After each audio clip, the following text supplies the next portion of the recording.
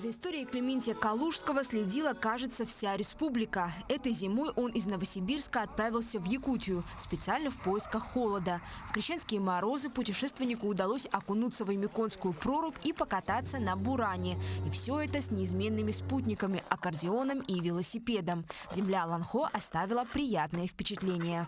Здесь необычайно гостеприимные местные жители. То есть в поселках и в деревнях меня узнавали, потому что смотрели новости, подходили ко мне и звали к себе на ночлег.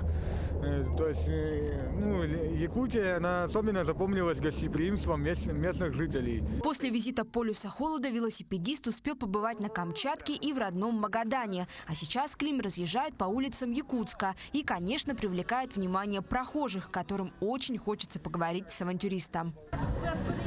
Магадана. Наша столица – лишь один из перевалочных пунктов на очередном амбициозном маршруте. Следующая цель – покорить Эльбрус. Туда Клим планирует добраться к июню. Ну а в следующем году странник снова вернется в Якутию. В следующем году я хочу принять участие в Омиконском забеге «Полюс холода» и пробежать минимум 42 километра. И прибежать, как минимум, не последним. И поэтому я уже сейчас начинаю готовиться к марафонскому забегу. Куда бы ни привели приключения, молодой человек уверен, он не пропадет, пока под ним его верный железный конь. А все сложности пути сгладят звуки гармоники и любимые песни. Климу любые дорогие дороги. Ржана Гармаева, Иван Сорокаумов, Якутск.